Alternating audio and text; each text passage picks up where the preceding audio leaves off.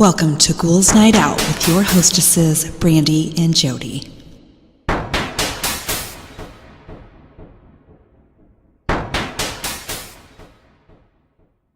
Hello, beautiful ghouls. Welcome. This is Brandy. I'm here with my sister, Jody. Hello. So we got another listener story that was submitted on Facebook. Yay. From our friend Chris. Hello, Chris. Hello. So I'm going to go ahead and read it. It says, so this morning my husband comes down and asks me, was something wrong last night? Me totally confused. I say, what? He's like, last night I heard you come into my room. Yes, separate rooms due to snoring, LOL. And when I sat up to ask you what's wrong, I saw the door shut. I'm like, you were dreaming. He continued to say, that's not funny. And I sat up and saw the door shut and was ready to get up to see what was wrong, but thought, no, and laid back down. I said, I promise I never left my bed. He was still like, that's not funny. I said, I promise the only ones that were up were the dogs, but I never got up with them. But Zena did come running back into the room and went right under the covers. The dogs were restless, and I did yell at them to stop and lay down. Maybe they sensed the ghost. He is so freaked out. I said out loud, Mom, not funny. Don't scare Jim. He's like, this is not funny. Well, yes, it is. So that was Chris's story that she wrote into Facebook. So thank you so much, Chris. We appreciate it. And you guys write in to us any story that you want. Email us at ghoulsnightoutpodcast@gmail.com, or you can post them on Facebook like Chris and Scott did. We appreciate any story. Any story, please. Yes. So, this week I did a theme of St. Patrick's Day. I know it's going to be past the time when you guys are listening to this, but anyway, St. Patrick's Day. So I've got some facts about St. Patrick's Day. Hopefully they're not boring. Okay, first one. St. Patrick's Day commemorates the arrival of Christianity in Ireland. It happened in the year 432. Wow. That was a long time ago. Yeah, that's insane. I wonder what times were like back then. I bet it's very smelly. I don't want to know. Ooh. Ugh. Yeesh. Okay. Can you imagine people's breath? Ooh. Oh my God. Ew. Ew. Okay, I'm moving on. Yeah. Okay. At age 16, St. Patrick was kidnapped and taken to Ireland. He was kidnapped by a group of Irish raiders who were attacking his family's estate. He worked there for 6 years tending sheep and then escaped and became a priest. Huh. I know. Interesting. That's crazy. Next one, St. Patrick's Day is an Irish national holiday with banks, stores, and businesses closing for the day. Aww. The first St. Patrick's Day celebration in the United States was held in Boston in the year 1737. Shamrocks are the national flower or emblem of Ireland. The color of St. Patrick's Day was originally blue. Wearing green has become a staple of St. Patrick's Day, but the holiday was originally associated with the color blue. It's thought that the shift to green happened because of Ireland's nickname, the Emerald Isle. The green in the Irish flag and the shamrock or clover. Green ribbons and shamrocks were worn as early as the 17th century. So, I mean, that makes sense. Yeah. Next one, beer is one of the most widely consumed beverages on St. Patrick's Day. Green beer. Oh, yeah. Next one, legend says that each leaf of the clover has a meaning: hope, faith, love, and luck. That's nice. Yeah. In 1962, it marked the first time Chicago dyed their river green for St. Patrick's Day. Guinness is one of the most popular drinks on St. Patrick's Day, which, I mean, that's just beer, so I already said that one. Shamrock shakes are also very popular. There are 34.7 million U.S. residents with Irish ancestry. This number is more than 7 times the population of Ireland itself, which I believe we are one of those. Yeah, I think our maiden names is Farrell. And I think it used to be O'Farrell. Used to be at some O'Farrell. At some point. Right, and I actually looked that up, and it was actually originally O'Feargal, which means really? the one with valor. Oh, that's So cool. yeah, and that was our maiden name. So, but they changed it to O'Farrell. Yeah. Because of I don't even know why. But then when they came to the U.S., they dropped the O. Mm-hmm. So Yeah. it became Farrell. So anyway, the real St. Patrick wasn't Irish. He was born in Britain around A.D. 390 to an aristocratic Christian family. Your odds of finding a four-leaf clover are about 1 in 10,000. Dang. Have you ever looked for one? Heck yeah. I know, me too. I never found one. No, never found one. It was like in our backyard when I was little. Yeah, so. well, yeah. 1 in 10,000. I wonder what the odds are in your backyard for... The world's shortest St. Patrick's Day parade is held in an Irish village. It lasts only about 100 yards between the village's two pubs. Aww. So cute. Yes. To celebrate St. Patrick's Day, Chicago dyes the river green for a few hours. St. Patrick never got canonized by a pope, making his saintly status somewhat questionable. There's a reason for shamrocks. According to Irish legend, the saint used the three-leafed plant as a metaphor for the Holy Trinity when he was first introducing Christianity to Ireland. It used to be a dry holiday. For most of the 20th century, St. Patrick's Day was considered a strictly religious holiday in Ireland, which meant that the nation's pubs were closed for business on March 17th. Well, that sure ain't true no more. No, in 1970, the day was converted into a national holiday and stout resumed flowing. It never stopped. Exactly. Okay, so I got some facts about leprechauns.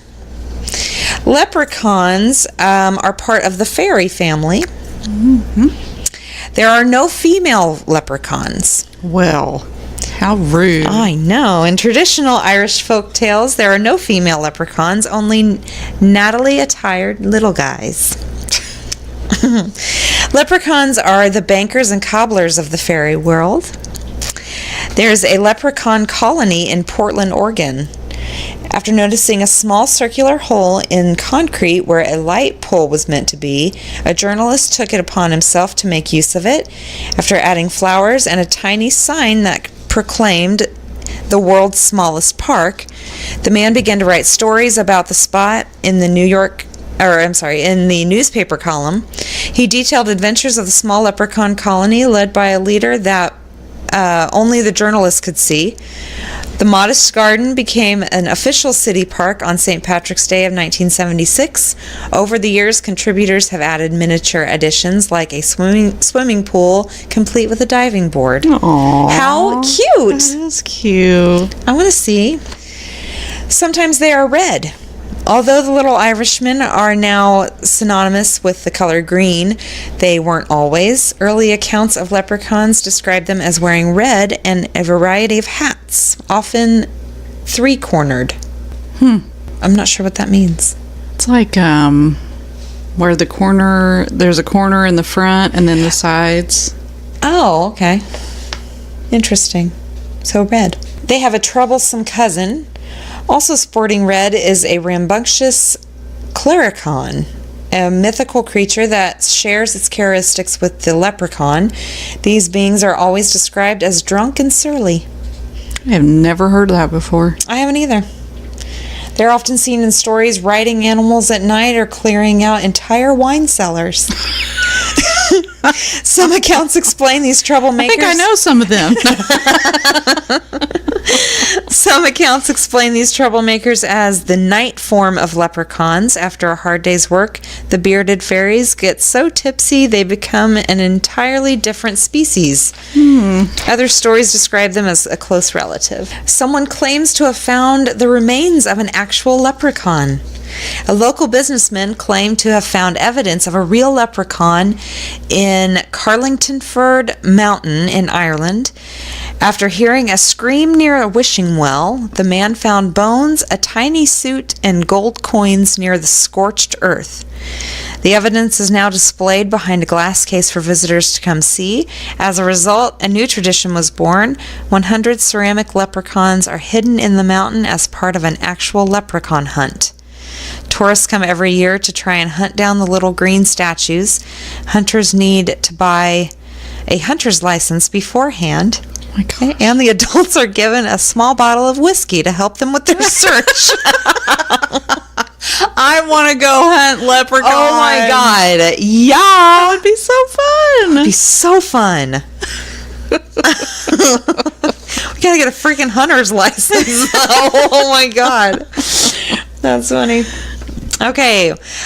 Leprechauns are protected under European law.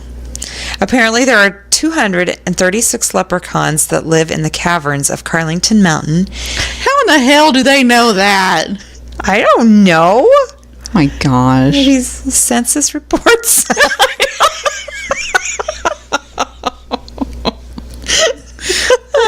Everyone counts. Oh, I'm just going to leave that one alone. Okay. The EU has granted the heritage status to the remaining wee people. They now have their own protected sanctuary nestled in the mountain. The directive also protects the animals and flora in the area to help keep the biodiversity of the land safe. It's great. Some accounts say leprechauns can live underwater. The earliest known folklore to feature a leprechaun comes from the Middle Ages. In it, the King of Ulster falls asleep by the beach. He awakens to find 3 tiny leprechauns attempting to drag him into their undersea lair. Wow. The king captures them, but releases them after he is promised 3 wishes. The story suggests that the little men are sea dwellers, but modern tales on the myth do not often include this lifestyle detail. Yeah, I've never heard that before. I've never either. Leprechaun means small body. And last one, you can make your own leprechaun trap. All you need is something shiny to lure the little men. Those are my facts for the week. Okay. Okay, so last night I was bored. Okay. And I was trying to find something to watch. Uh-huh. So I was scrolling through Amazon, maybe. I don't know. One of those. Yeah. It was a documentary called Behind the Curve. Behind the Curve. Flat Earthers. Yes. Oh my God! I turned this thing on and oh my gosh. Let's just say by the end of the documentary, I felt really sorry for these people. Oh, no. Tell me all about it. All right. So one of the first things they mention is that NASA is trying to fool us. Right. Okay. Mm-hmm. That the government, NASA, every government is in on it. Okay. Oh, my God. One of the reasons they say that there's proof that the Earth is flat is because there are no nonstop flights in the southern hemisphere. Okay. He says because I guess in the southern hemisphere that's where it ends or something. I don't know. Oh my God. So he sat there. He said he sat there and looked at the flight. I guess you can look up online. Yeah. The flights. Sure. Where they're going and all that. Yeah. And he looked for days and never did find one flight in the southern hemisphere. What the fuck does that have to do with anything? I don't know. But to him, that's proof, because they can't fly if it's not there, I guess. I don't know. But this was a documentary that it was talking about the flat earthers. It had the flat earthers talking, but it also had real scientists. Okay. So one of these scientists, she's like, okay. So it shows her going on Google. Yeah. And she looks up the flight, whatever that is. Right. And she finds one immediately. Of course. She's like, I wonder where that plane's going. That's funny. Oh my God. They had an astronaut on there. He said that the first time he heard that people still thought the Earth was flat, he was in space looking at the Earth. Oh my God. And then he said, I can't believe I'm talking about this.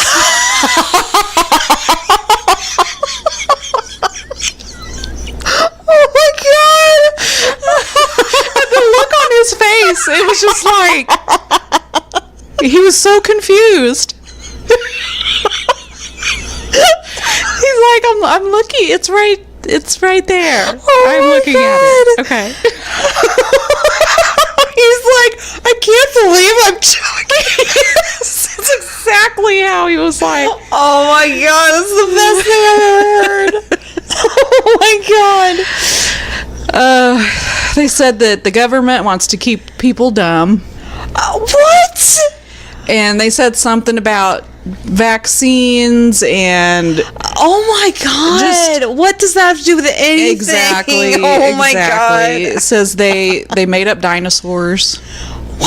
What in the actual fuck? Seriously. Okay, this guy that was talking about that they made up the dinosaurs, while he's talking to the people that are doing this documentary, he's got two hammers and he's bouncing a ping pong ball in between these two hammers as he's talking.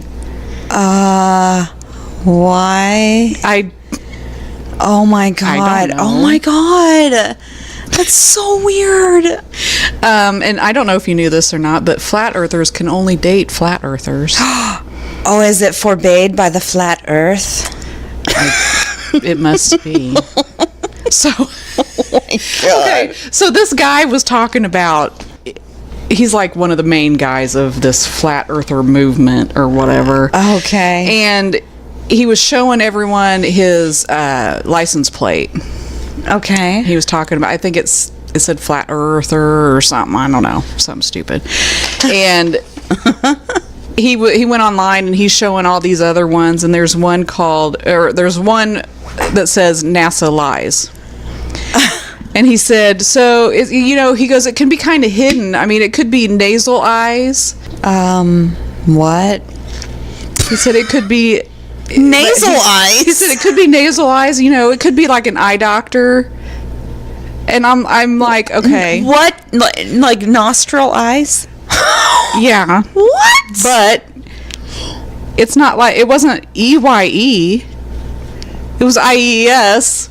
That's not Oh my fucking an eye. God. So that's how these people think, okay? They think that the Earth is covered by a dome. What? Yes. And that it's just an infinite plane. That it just keeps going on forever. Forever? Forever, yes. Forever. Yes. And he said above the cloud cover it's a display. They made a display.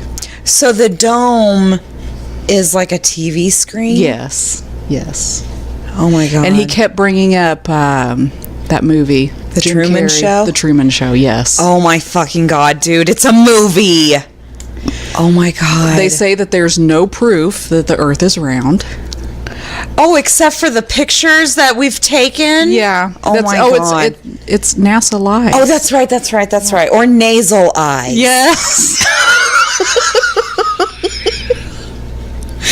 Okay, so at one point of this documentary, they say that they've actually found proof that they do these scientific, and I'm doing this in air quotes, people. Oh my God. Scientific proof that they found proof that it's flat. Okay. So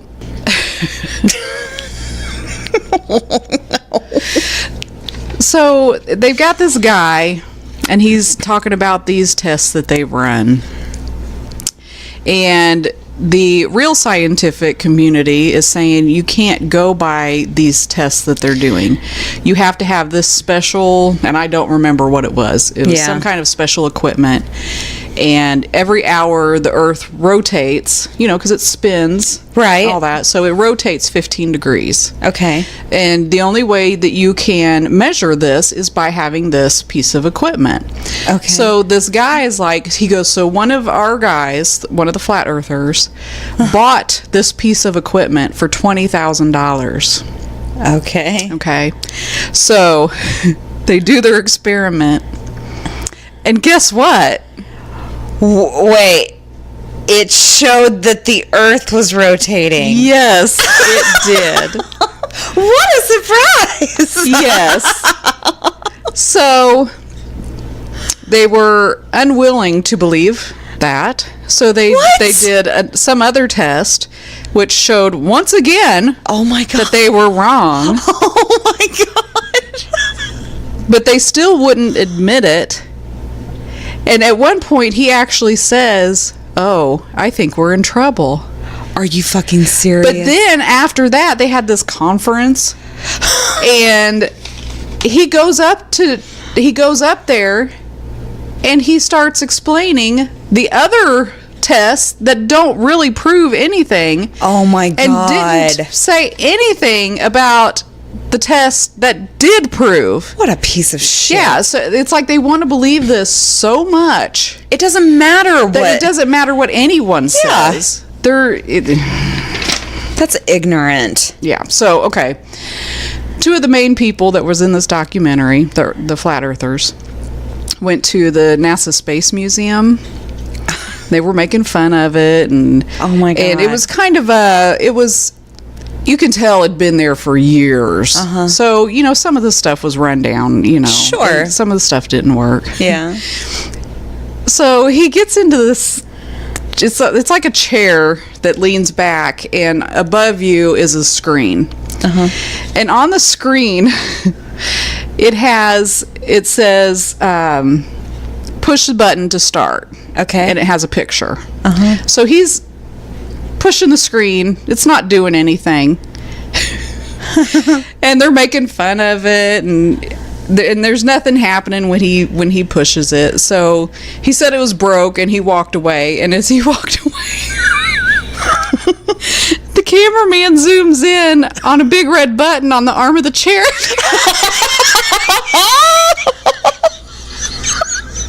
It wasn't a touch screen. Oh my God! And this whole time they're like making fun of it, and it's like, oh my God, dude. Oh, that's so horrible. So I love the cameraman, by the way. Oh, I know. That's hilarious. I know. It's so funny because he does it really slow. Yeah. And you're like, what is he? Because they're walking away, and it's like slowly panning to the arm of this chair, and when it focuses, you're like, oh my God, and you just bust out laughing. Was there like a giant sign on it that said start? It had a giant red button and giant letters that said start that looked exactly like the picture on the screen. Oh my God. Oh my God. So the really sad part is they're at this convention, and they do their speeches or whatever, and then they have people come up and they can ask questions. Uh-huh. And this little boy comes up. Oh no. So these people are teaching their children to be a moron? Yes. Oh no. And I'm like, oh my gosh. Poor kid. And afterwards, they're doing a little interview with this guy, and he's like, oh, it's getting into the schools and everything. He goes, I heard a story where the teacher was talking about the earth being round, and a lot of the kids said, no, you're wrong. Oh, go And fuck he was yourself. just so proud of that. And it was like, What? No. dude. That did not happen. So basically, by the end of this documentary, you realize that the kind of people that believe the earth is flat, all they are a bunch of people that have never fit in anywhere. Yeah. And they've found this community where they fit in. Oh my gosh. And they have these outings, and they have these conferences, and they're like, those people that you run into that are they're dorks. Yeah, Just I mean, say it. sometimes, yeah, it They're just happens. dorks. Yeah. And they try way too hard. Oh, yeah. That's what these people are. Aww. And that's why I said, by the end of this, it's just sad. Yeah. It's just sad. Oh my gosh. That's awful. But I was watching, oh my gosh. It was just, they had models of what the earth looks like. And what it is It's like a disc, right? it's a disc, and the outer edge, okay, first of all, they say it's infinite, right? Yeah. But yet on their models, It's just like a... it's surrounded by a wall of ice. Right. And then all the countries and stuff are in the middle. Yeah. And there's a dome over it. Oh my God.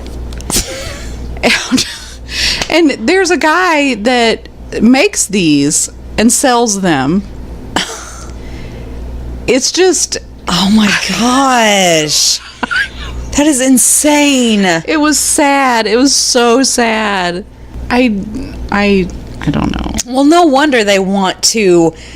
I mean, they will do anything to believe it or to convince themselves, because it's like a community and a family, and yeah, that's sad. Yeah, if they actually accepted that they're not right, then they wouldn't have anything. Yeah. This is like their whole life. Oh my gosh.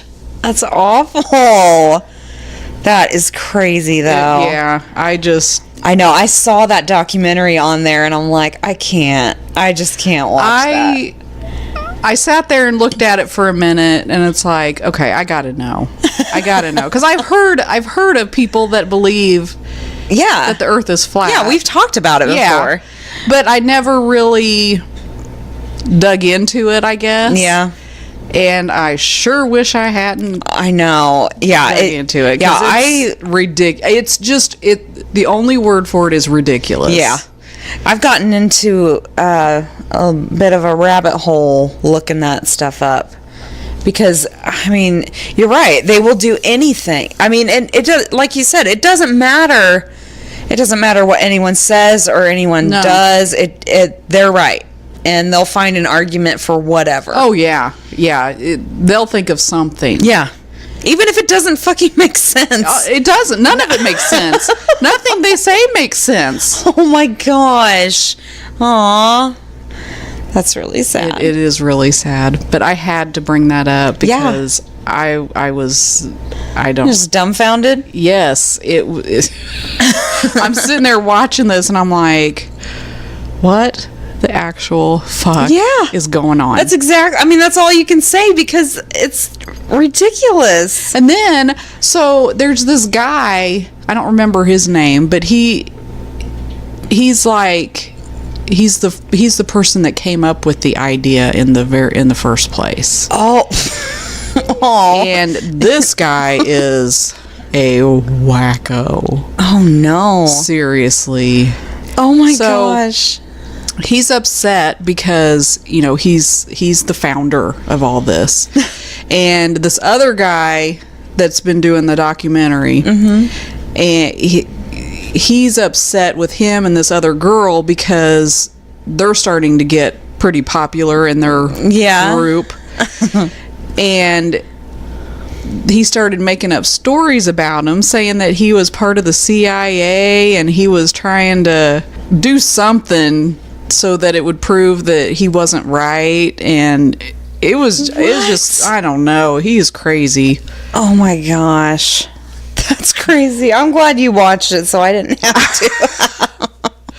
Well, yeah, it was definitely, I don't know how long it was, hour and a half of totally wasted time. Oh my gosh. Because it was nuts. That's hilarious. Well, yeah, if you're a flat earther, give us an email. Try and convince us otherwise. ghouls.nightoutpodcast@gmail.com. All right, we'll move on. Okay. To Ghosts of Texas. Ooh. Did you see that thing that was going around on Facebook for the Texorcist? No. I don't think so. It was a cartoon, and it was called The Texorcist, and it had a demon girl on the bed like The Exorcist, and it had like a sheriff that said, "Go on, get." Yes, I've seen that. You think that works? I don't think so. Sure is funny though. Yeah. All right, this is Presidio La Bahia. I have no idea. And it's in Goliad. I have no idea. Texas.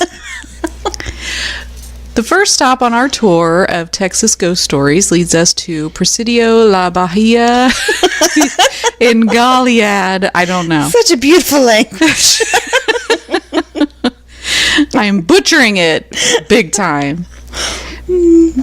Presidio, whatever, was founded back in 1721, and over the years there have been many Texas Revolution conflicts that have taken place at the fort, including both the Battle of Goliad and the Goliad Massacre.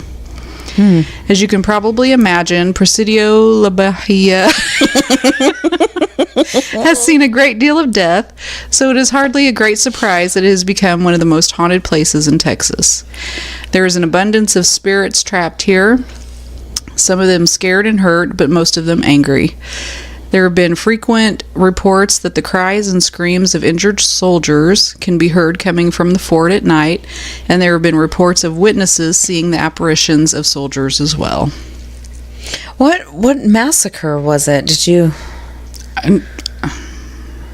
Does it say? Well, it said it was revolution conflicts that have taken place at the fort, including both the Battle of Goliad and the Goliad Massacre. I wonder what that was. I don't know. Spaghetti Warehouse in Houston, Texas. Oh, yeah? The Spaghetti Warehouse is a restaurant in downtown Houston, which used to be a pharmaceutical warehouse.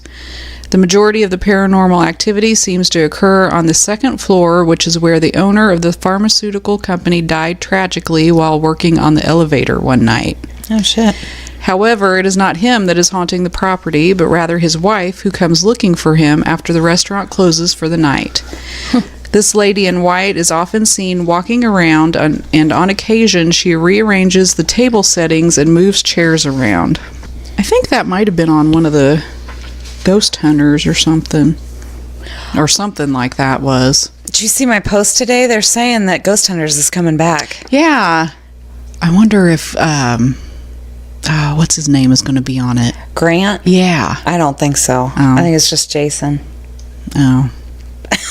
I know that. I mean, he's okay, but them together was awesome. The show died when Grant left. It did. So yeah, because it's not, and I think it would have been the same if Jason would have left. Yeah, I mean, they were a team. Yeah. Yeah, I agree. And they got some good stuff when they were together. That was such a great show. I know. Loved it. Baker Hotel, Mineral Wells, Texas. The Baker Hotel is currently closed, undergoing renovation, but the hauntings began long before the doors closed.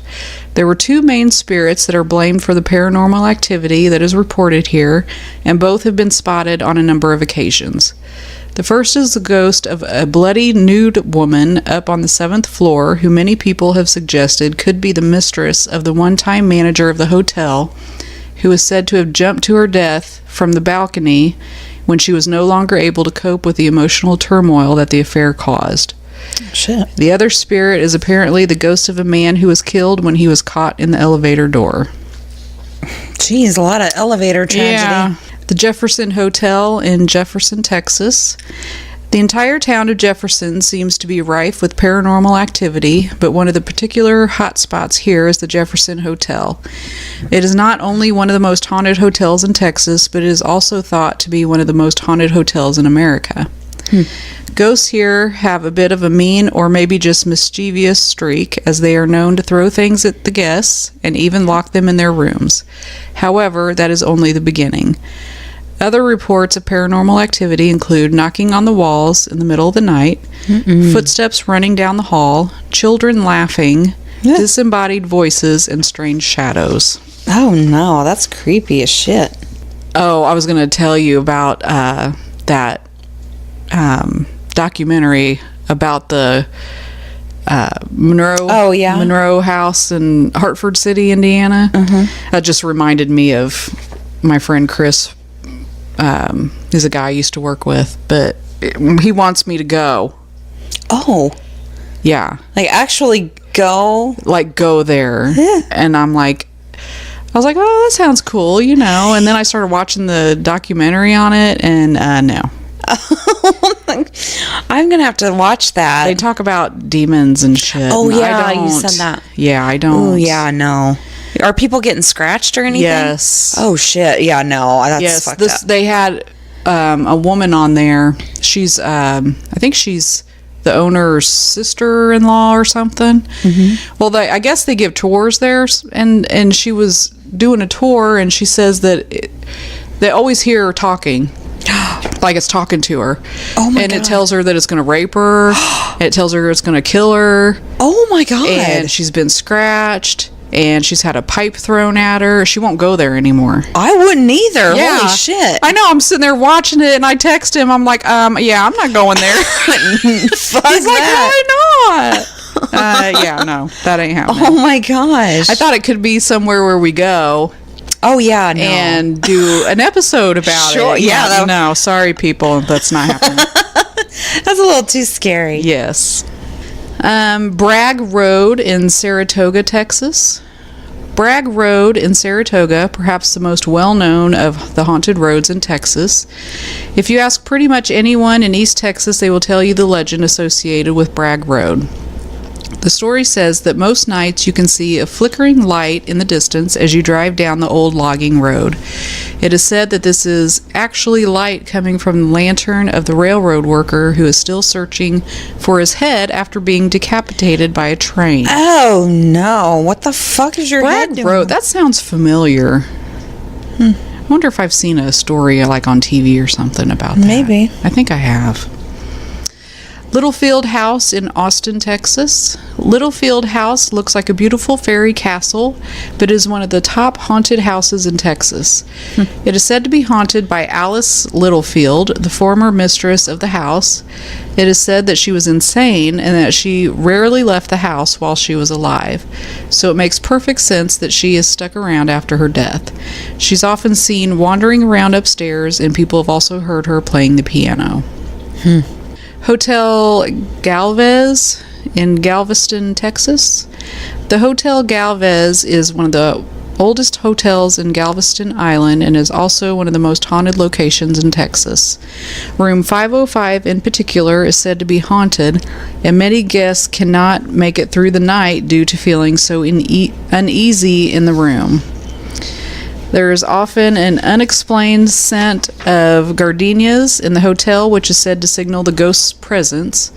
The spirit is known as the Lovelorn Lady, and she has been seen wandering the halls on the 5th floor of the hotel. She died in the hotel after hanging herself when her husband died at sea. Oh God. The Animal Industries Building in College Station, Texas.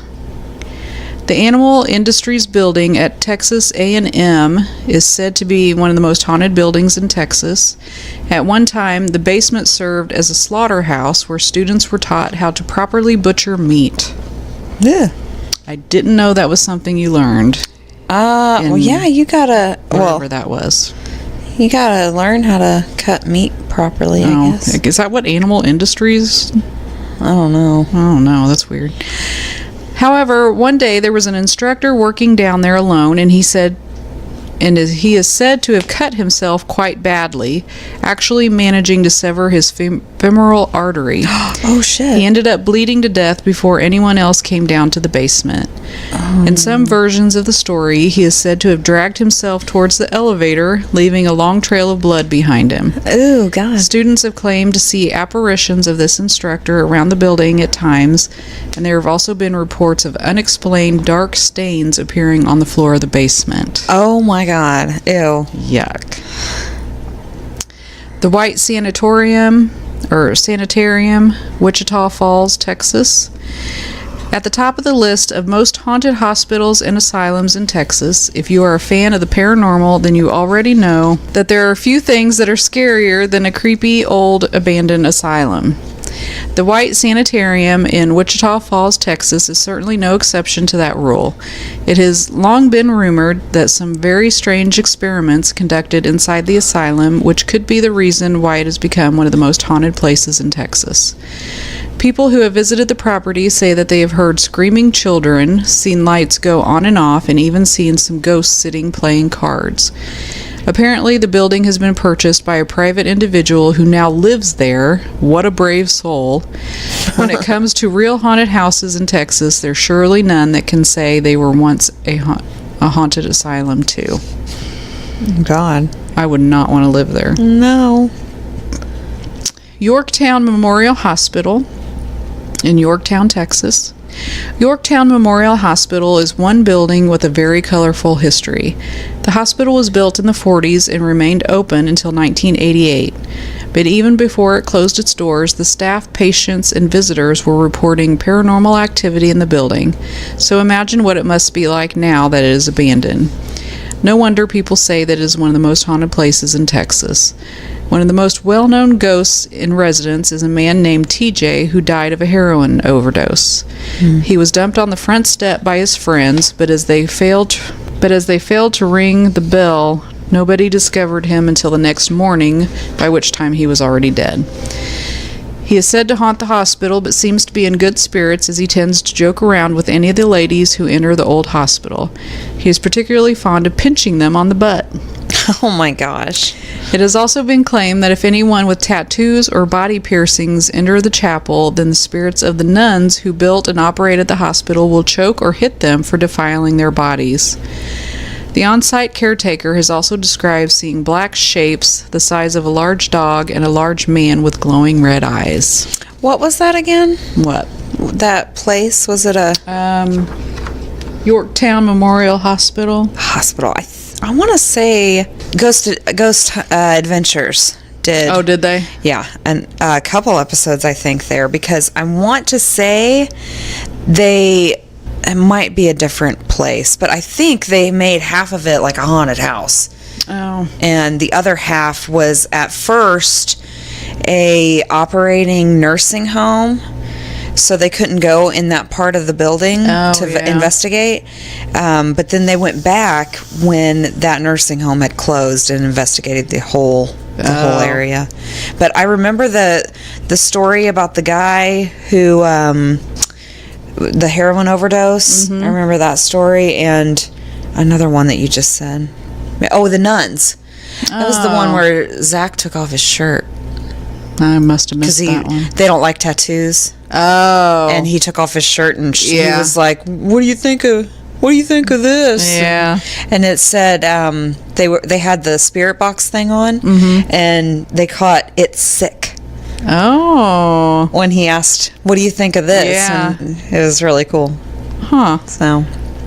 Yeah, I didn't watch all of those. I watched the first few seasons, but it became just stupid. I mean, there were demons in every single, and he was possessed in every single yeah, one. It's like, come on, dude. Yeah. Sometimes you're not going to catch stuff. Yeah. That's what I liked so much about Ghost Hunters. Yeah. It's like, it's really, really hard to believe stuff that's on TV. Yeah. But if you're going to believe any of them, it would be that one. Absolutely. Because most of the time, they didn't catch shit. Yeah, it was kind of boring. Nothing. Sometimes. Yeah. And every great once in a while, there would be that one that was just awesome. Yeah. Remember that Halloween special? Yeah, where Grant's hoodie was tugged. Oh my! And you could see it. You could see the imprint. Oh my gosh, that was Remember cool. the one where the sound guy's bag hit him? It flew up on its own and hit him in the face. Yeah. That was and then there was another one. I think it might have been a Halloween one too, where they were actually talking, like having a conversation with somebody.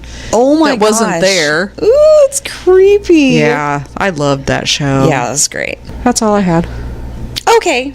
Well, going along with my theme, I've got some stories about people who have seen maybe gnomes or fairies or elves or whatever you want to call them. I think that's interesting. It is interesting, and yeah. Okay, so all these stories, or most of them, they have common themes about them, and you'll hear me repeat these, certain things in the story. So, first one, in October of 2003 in Greensburg, Pennsylvania, I was out playing on our patio with my 2.5-year-old son when he stopped suddenly and asked me who was the little man sitting on our stone wall. I looked where he was pointing and saw nothing, but the area looked different somehow, shimmery. Later in January of 2004, we were again outside playing, this time with my husband, when the most beautiful snow began to fall. It was just coming on to dusk, and I said I wanted to take a quick walk in the woods, and my husband would watch our son while I went. I started through the woods and was somewhat perplexed by how different everything looked. Hard to describe again, but shimmery is the first word that comes to mind. As I rounded the bend in the path, I came face to face, about 3 or 4 feet away, from a little elf-looking man peering right at me from behind a tree. It was almost a stereotypical elf, pointy ears, funny-shaped nose, very long fingers, and a pointy cap. It was wearing red clothes and a hat, and its skin appeared to be a very light lavender color. I let out a startled, "Oh!" It jumped back and disappeared into thin air. Ooh. See, that just gave me chills. That makes you think, what is out there that we can't see? Yeah. The more that we talk about it, the more I think there is a definite possibility of different dimensions. Oh, I think so too. Yeah, and how close that they could be to us, and we would have no fucking clue. Well, it makes me wonder though. It's like, how come, okay, if there is, how come they can come and go, but we can't? We only use 10% of our brains. Yeah, that's true. They could use, even 40 more percent and be highly, yeah. We are probably, they're probably like, "Oh, honey." So pretty. I know, all the time be like, "Oh, it's all right." Who knows? We're so sad. Oh, God. So stupid. Oh, God. They could be like big time making fun of us. Oh, yeah. Right in our face. We're sitting here making fun of flat earthers, and they're like looking at us exactly the same way. Oh, honey. No. Who knows? Oh, my God. We're not stupid. Well, maybe a little, but that's okay. Okay, next one. In Jerome Clark's book Unexplained, he retells the story of 13-year-old Harry Anderson, who had a strange encounter on a summer night in 1919. Anderson claimed to have seen a column of 20 little men marching in a single file line toward him. The bright moonlight made them clearly visible, and Anderson could see what they were dressed in: leather knee pants with suspenders. The men were shirtless, bald, with pale white skin. They paid no attention to Anderson as they passed and seemed to be mumbling something unintelligible all the while. I'm going to go with hi-ho, hi-ho.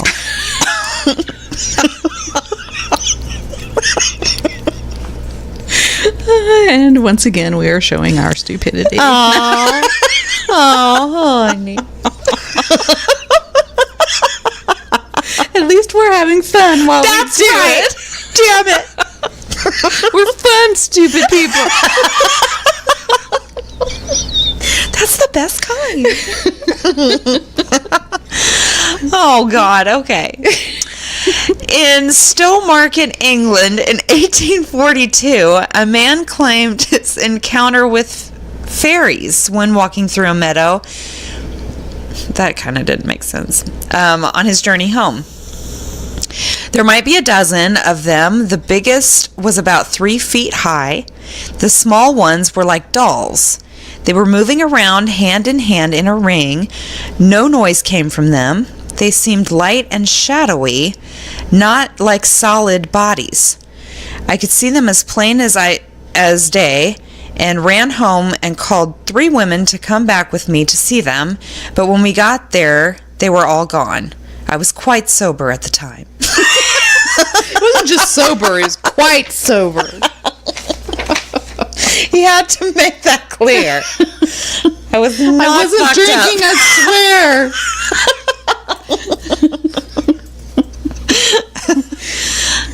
Okay, next one. I don't know if what I saw was a quote-unquote little person, but when I was younger, around 7 or 8, these little shadows, which that's what the other guy said, and the other woman said shimmery, like she couldn't think of a word. These little shadows or elves, maybe the size of a pinky, would come out in my room. I can't remember the feelings I had. I wouldn't go to bed with the lights out and insisted that my parents stay with me in my room until I fell asleep. I think they thought I was crazy.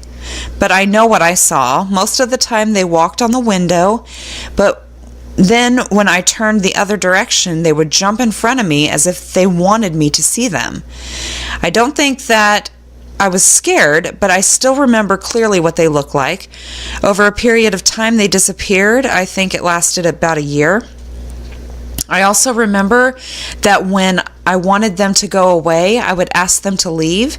And if they didn't, then I would try to smack them with my hand, but they would disappear before I could. I don't recall them talking. It was strange, but I know it happened.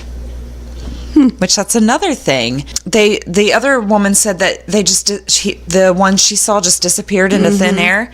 He said they just would disappear. Yeah. Which is crazy. Like they can pop in and out of wherever. It's crazy. Last year, when my daughter and her friends were four-wheeling in the woods in Washington State, they were stuck and having problems getting out. When working at getting it out, an elf-like person came out and looked at them. The elf had a bow and arrow, a pointed hat, and pointed ears. 6 people saw it. Wow. That's crazy. Another pointed hat and pointed ears, which was another common thing. It's like they're all seeing the same thing. It's so weird. Next one. The last time I saw little people was around 1957 in Fort Worth, Texas. I had been sleeping and something made my eyes open. I saw 2 small people looking back at me. I was too tired and sleepy at the time to pursue further investigation of these 2 little guys who had very little hair and wore shabby, strange clothes. They sort of smiled at me, and I fell back asleep. I know what I saw, and they were real. So that's kind of another. The other guy said that they were bald and kind of described strange clothes. That's another common thing. Next one, my encounter happened in Australia in the 1980s when I was about 6 years old. My brother, cousins, and I were playing, and I was hiding from them. I heard a rustling noise to my right and looked over to see a small man about 10 feet away from me. He was about 13 inches tall with a bushy beard and wearing nothing but a loincloth. I assume he was hunting because he had a spear notched to the loincloth, and I might have disturbed him. He looked at me with angry eyes and threw the spear, which sank into my foot before the spear, and the hole in my foot vanished. Wow. That's weird. That's from Carl. Next one. When I was 6 years old, I had just moved from England to Canada. One night I woke up and saw 6 or 7 little men. They seemed so friendly and asked me all about my toys on the floor and what they did. But what amused them the most was my soft toy bunny rabbit at the end of the bed. When I showed them that it had a zipper and that's where my pajamas were kept, well, they just cracked up. They stayed a while, but my greatest memory of them is how happy they were, and I will always treasure that. That's great. Next one, I do believe in fairies. My daughter and I rented a trailer in California in 2010. One morning, we were all eating breakfast in the kitchen. Out of the corner of my eye, I saw a fairy floating in the air. It was female and about 3 feet in height, sprinkling gold dust all around my daughter. At the same time, my oldest daughter said, Mommy, there's a fairy sprinkling gold dust everywhere by the window." That was from Danica. Well, where'd it go? I'm not sure. I guess it went away. I don't know. Next one. I grew up in the countryside of southwest France, and today I'm 48 years old. As far as I can remember, I have always seen these beings. We also heard their music. They were very numerous in the thickets, woods, and forests.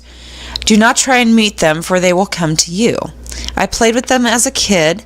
Many are small. They do not live in the same plane of existence, but in worlds in between. Fairies are a reality for me. Moreover, they changed my life. It's from a 48-year-old woman in France. Which that's another thing. Like years ago, you got me a fairy tarot card set, and for a while I was like reading the book and trying to figure it out, which I never did. Is freaking harder than it is hard. That would take so much work, and you would have to dedicate. Absolutely. And I've got a few sets, and I don't. Yeah, they stay in their box. Well, I was reading the book that came with them, and it talked about fairy culture, and how you're supposed to be able to like summon them, and you can supposedly visit their plane, and I was reading all about it, and that was one of the big things about them. They love music. And that was one thing that you would have to close your eyes and envision that you were with them, usually in a forest, because that's where they live, and it was like, kind of like free yourself and like hum or just sing if you want, and that will kind of bring them to you. And that was one of the things that they really love music. So let's see. My next one, sometime around 1937, the Fairy Investigation Society of England, yes, that was a thing, received a letter from a young woman who had experienced a very strange encounter while staying at an old house in Gloucester. I really hoped I said that right. The house had a garden that attached to the forest of the bird-lip beeches. That sounds like gossipy broads to me. One day after she had washed her hair, the young woman walked into a nice sunny spot out of sight of the house to let her hair dry as she enjoyed the scenery. She felt an odd tugging on her hair. She turned to look and discovered a man only about 9 inches tall and dreadfully ugly and wrinkled, and he was tangled up in her hair. His skin was the color of dead leaves, and he complained in a high, squeaky voice that she had no right to be there as he struggled with her hair. But the moment he freed himself, he disappeared. Next one, in 1948, Mr. E.J.A. Reynolds was just 10 years old when he was visiting Horsham, England, during the summer holiday. He went out one moonlit night to set rabbit traps and then waited nearby to see if he would catch anything. After a short while of waiting, an 18-inch man covered in hair stepped out from a blackberry bush near the boy. This odd visitor didn't seem to know that the boy was there, so Reynolds got a good look at the strange man. His face was bare and leathery with a sharp nose. His arms seemed to be longer compared to his body than a human's would be. After a short time, the odd man stepped back into the bush. A couple whom Reynolds was staying with laughed at him when he told them about seeing the little man. Only a few days later, Reynolds probably kept his mouth shut when he was riding atop of a double-decker bus through Horsham and spotted the hairy little man walking across the garden in town, this time in broad daylight. So you apparently saw this little guy twice. Same little guy. Yeah. That's crazy. Next one, it was a summer evening in 2005 when a man identified only as JF claimed that he and his girlfriend were a part of a group visiting a friend's house in Pennsylvania. The house was in a thickly wooded area, and they had watched the sunset from the back deck of the house. They continued to hang out as the night grew darker and cooler, the deck lit up by a single spotlight. Then they heard a noise in the potted plants near the spotlight, and everyone turned to look, and something shot in the air from the pots. The creature was about 12 inches tall. It appeared to have a human head and long pointy ears and something wrapped around its body. It paused for a moment mid-air, just between the spotlight and the people. Then its wings opened, unwrapping from around its apparently female being's body. The wings were bat-like in that they appeared to be a membrane stretching from her fingers to her toes, and veins could be seen where the spotlight was shining through. But in overall shape, the wings resembled that of a butterfly. The whole little being seemed to lightly glow a greenish light. After hanging in the space a moment more, the little being fluttered across the deck like a butterfly over the heads of the group and off into the dark woods. The only word that the group could agree to call the strange creeper...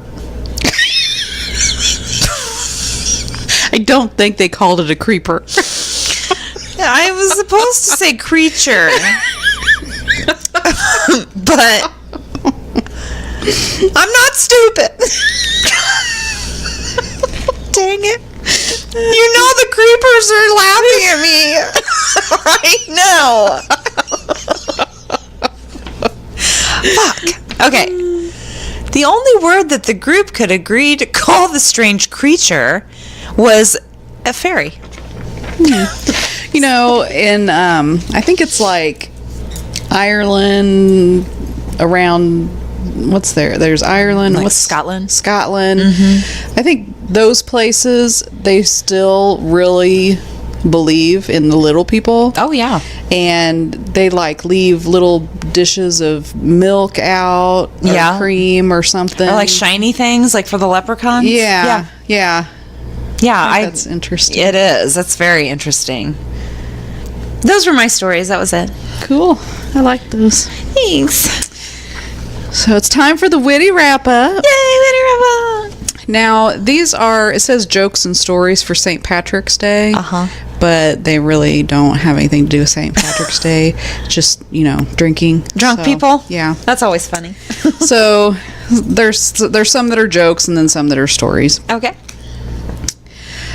Okay. This one's called Being Reasonable. Everyone has a right to make money. A sign posted at a local pub reads, "Be safe, don't drink and drive, but please still drink." Okay. I kind of messed that one up a little bit. Okay, this one's called 7 Young Blondes. I was waiting tables in a noisy lobster restaurant in Maine when a vacationing southerner stumped me with a drink order. I approached the bartender. "Have you ever heard of a drink called 7 Young Blondes?" I asked. He admitted he'd never heard of it and grabbed a drink guidebook to look it up. Unable to find the recipe, he then asked me to go back and tell the patron that he'd be happy to make the drink if he could list the ingredients for him. Sir, I asked the customer, can you tell me what's in that drink? He looked at me like I was crazy. It's wine, he said, pronouncing the words carefully. I'm going to mess this up. Sauvignon Blanc. Oh, no! 7 young blondes! Oh, my God. Oh, my gosh. That's great. All right, this one's called Choices. Charles Dickens walked into a bar and orders a martini. The bartender asked, olive or twist? Oh, no. Oh, no. Oh, my God. Okay, this one's called Advertising. Driving my friend Steve and his girlfriend to the airport, we passed a billboard showing a bikini-clad beauty holding a can of beer. Steve's girlfriend glanced up at it and announced, I suppose if I drank a 6-pack of that brand, I'd look like her. No, Steve corrected. If I drank a 6-pack, you would look like her. Oh, fuck you. That's pretty good, though. Okay, this one's called Beach Date. Our first day at a resort, my wife and I decided to hit the beach. When I went back to our room to get something to drink, one of the hotel maids was making our bed. I grabbed my cooler and was on my way out when I paused and asked, can we drink beer on the beach? Sure, she said, but I have to finish the rest of the rooms first.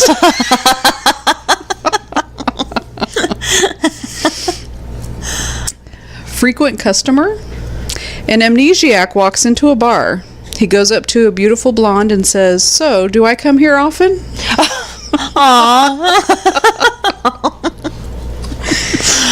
Leaving a mark. Bartenders and waiters have heard them all, but what we rarely hear is someone turning down a drink. Nah, I better not have one, said one man after I offered him a glass of wine. I have the world's worst stomach. I eat so many antacids that if I were to keel over dead right this minute, I'd leave my own chalk outline. Oh, that's pretty bad. Flattering tip. I was with my husband at a baseball game in Boston's Fenway Park when I decided to go get myself a hot dog. As I stood up, my husband asked me to buy him a beer. The young clerk at the concession stand asked to see verification of age. You've got to be kidding, I said. I'm almost 40 years old. He apologized, but said he had to insist. When I showed him my license, the clerk served me the beer. That will be $4.25. I gave him $5 and told him to keep the change. The tip's for carding me, I said. He put the change in the tip cup. Thanks, he said. Works every time. Fucker. Case study. I was having a drink at a local restaurant with my friend Justin when he spotted an attractive woman sitting at the bar. After an hour of gathering his courage, he approached her and asked, would you mind if I chatted with you for a while? She responded by yelling at the top of her lungs, no, I won't come over to your place tonight. With everyone in the restaurant staring, Justin crept back to our table, puzzled and humiliated. A few minutes later, the woman walked over to us and apologized. I'm sorry if I embarrassed you, she said, but I'm a graduate student in psychology and I'm studying human reaction to embarrassing situations. Oh my God! At the top of his lungs, Justin responded, what do you mean, $200? Right about that, Josh! How embarrassed are you? That's fucking awesome. That's great. A little help. A sign on Washington's Route 8 featuring an illustration of a police car with lights flashing reads, if you drink and drive, we'll provide the chasers. Nice. Trick question. Do you serve ladies at this bar? No, sir. You have to supply your own. Bar buddy. A guy walks into a bar with a lizard on his shoulder. What do you call that? Asks the bartender. Tiny, says the guy, because he's minute. Oh my God. Don't. That was stupid. Minute. And here's my last one. It's called Bad Day. My friend asked his father-in-law, a crop duster, how his day had gone. It was the worst day of my life, replied the man. This morning I was up in my plane dusting a field when I nicked a power line and damaged the wing of the plane. When I got back to the office, my boss chewed me out. Then the guy from the FAA chewed me out. On my way home, I stopped off at a bar and was handed a warm beer.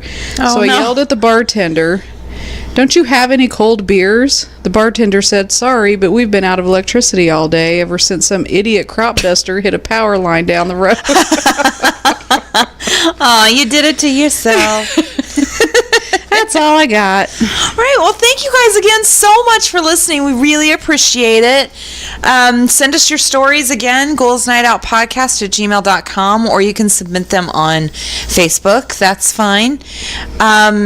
Send in your misheard lyrics still. We're still looking for those. And, rate, review, subscribe. Send us a nice review. That would be great. 5 stars. Yeah. And we will talk to you next week. Later. Bye.